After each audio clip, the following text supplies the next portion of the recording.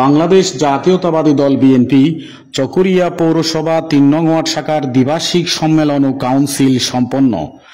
19 November মঙ্গলবার বিকাল ৩টায় Phultala station চত্বরে চকরিয়া পৌরসভা ৩ নং ওয়ার্ড বিএনপি সভাপতি মোহাম্মদ মাইনুদ্দিনের সভাপতিত্বে সাধারণ সম্পাদক মোহাম্মদ মুসলিম উদ্দিন ও চকরিয়া পৌরসভা স্বেচ্ছাসেবক দল সাংগঠনিক সম্পাদক সৈয়দ নজরুল ইসলামের যৌথ পরিচালনায় অনুষ্ঠিত উক্ত দ্বিবার্ষিক সম্মেলন ও কাউন্সিল চকরিয়া পৌরসভা বিএনপির সভাপতি সাবেক মেয়র আলহাজ নুরুল ইসলাম হায়দারের উদ্বোধনের মধ্য দিয়ে আরম্ভ হয়।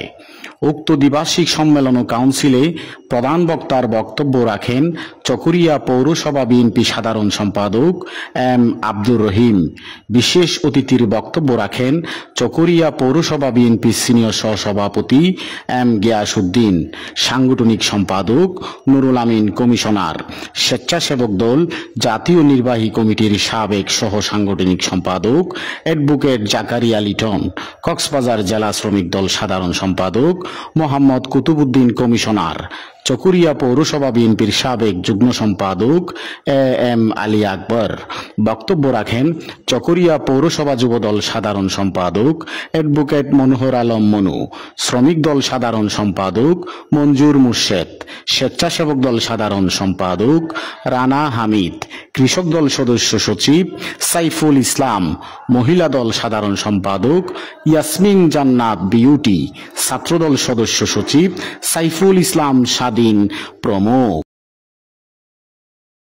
আপনারা জানেন এই দেশে সন্ত্রাস, নৈরাজ্য এবং খুন খারাপি যে করেছে তাকে তো আপনারা চিনেন। তার নাম হচ্ছে গরু চোর। তার মার্কা ছিল ট্রাক। ওই ট্রাক কেন সে পেয়েছে? সে গরু চুরি করে ট্রাক নিয়ে চলে আসতো। আমার মার্কাটা যেন ট্রাক হয়, যেহেতু আমি গরু চুরি করতাম তো ও ট্রাক দিয়ে আমি গরু চুরি করবো, আমার মার্কার সাথে যেন কি আমার ট্রাকটা মিল যায়। এই সন্ত্রাসে আমি নাম নিতে চাই না। এই কারণে আপনারা জানেন মানুষ ঘুরে দেখেন, যারা আছেন ওরা অনেকেই চিনবেন। ঘরের মধ্যে একটা সিরঞ্চি থাকে, সিরঞ্চি মধ্যে যখন চেপ ফেলতে চুচু ফেলতে ফেলতে সেটা অক্ষত হয়ে যায়, তখন মানুষের সে ফেঁকায় না ফেলে বাইরে ফেলে। এই গরু চুরটা হচ্ছে সেরকম। তাকে আমি নাম না ধরে তাকে আমি সিরঞ্জির উদাহরণ দিচ্ছি। অর্থাৎ তাকে সন্ত্রাস দুর্নীতি করতে করতে তার নাম নেওয়ার মতো উপযুক্ত আমার নাই। আপনারা জানেন এখানে খুন হয়েছে, ডাকাতি থেকে শুরু করে সন্ত্রাস থেকে শুরু করে এই 3 নম্বর ওয়ার্ডে প্রতিদিন অস্ত্র নিয়ে মহড়া দিয়েছে। 3 নম্বর ওয়ার্ডের বিএনপি নেতা কর্মীদেরকে ঘরে থাকতে দেয় নাই।